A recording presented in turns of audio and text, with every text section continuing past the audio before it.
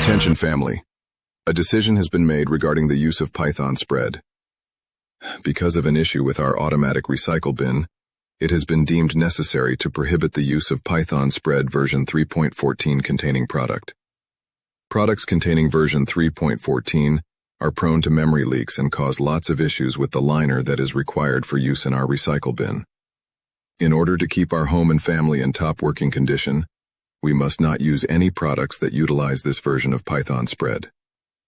If you are discovered disposing of Python spread of this version, you will be required to clean the recycle bin. Remember to wear anti-null gloves when doing so. In further news, bitlings, due to possible foot-related trauma, it has been identified that basic blocks are not to be played with in any of the common areas. This especially includes but is not limited to hallways and the kitchen. When I am in need of an evening energy shake, it is not appreciated for it to be joined by massive heel pain and possible tears. Thank you for listening.